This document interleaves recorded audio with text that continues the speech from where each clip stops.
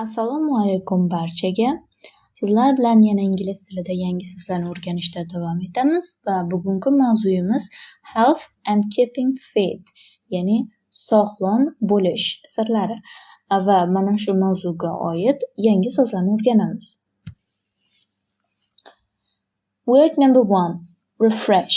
To make someone less tired or hot. Bu chanqog'ini bosmoq, tinchlantirmoq degan ma'noda kelgan. A glass of orange juice refreshed me after a long walk. Bir stakan apelsin sharbati uzoq yo'l bosib kelgandan keyin meni chanqog'imni bosdi. A cup of coffee refreshed me. Bir chashka qahva meni tinchlantirdi. Number 2. Energetic. To be full of energy. Ikkinchi so'zimiz energiyaga to'la, energiyaga boy. He isn't as energetic as he once was. U avvalgidek energiyaga to'la emas. He seemed a dynamic and energetic leader. U serharakat va energiyaga boy yo'lboshchi bo'lib ko'rindi. Number 3. Boost someone's immune system. To make someone's physical health stronger in order to fight against illness. Uchinchi so'zimiz immunitetni oshirmoq. I was recommended 7 natural remedies to help me boost my immune system.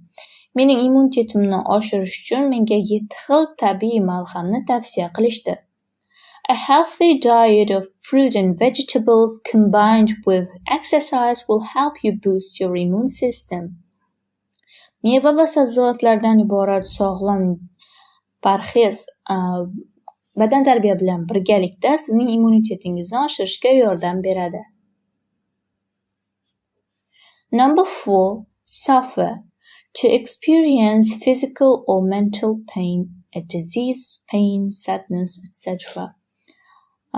To'rtinchi so'zimiz azob chekmoq, ya'ni jismoniy yoki aqliy og'riq yoki qandaydir qayg'udan azob chekmoq.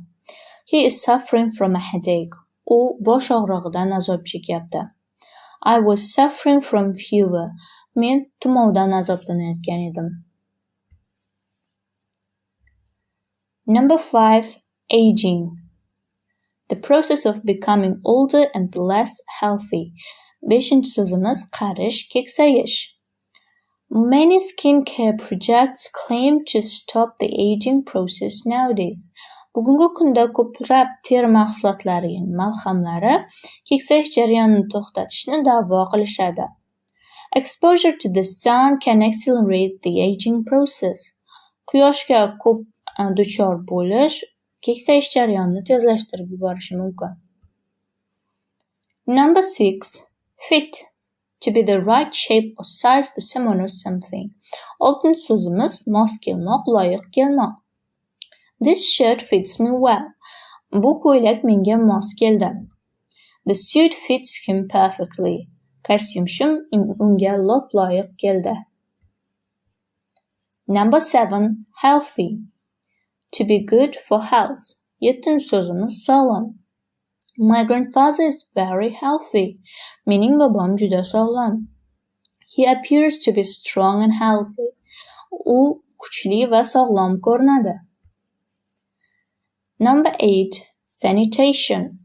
The process of keeping places clean and healthy, especially by removing human waste. 8. so'zimiz sanitariya, ya'ni tozalik. People who work in sanitation help to keep our communities clean and beautiful. Sanitariyada ishlovchi odamlar bizning jamiyatimizni toza va chiroyli saqlashga yordam berishadi. A lack of clean water and sanitation were the main problems. Toza suv tanqisligi va sanitariyaning yo'qligi asosiy muammolar edi. Number 9.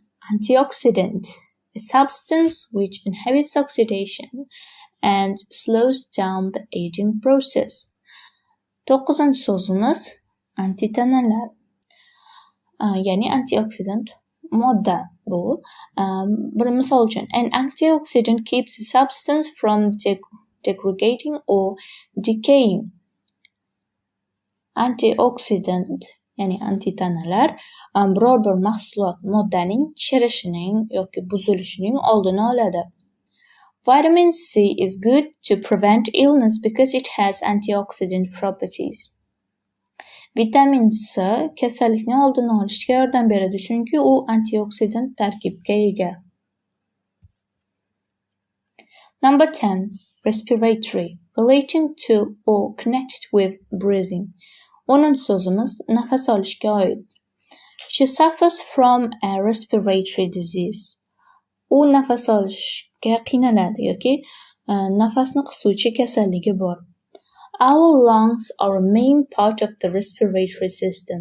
Bizning o'pkamiz nafas olish organlar sistemasidagi asosiy organ.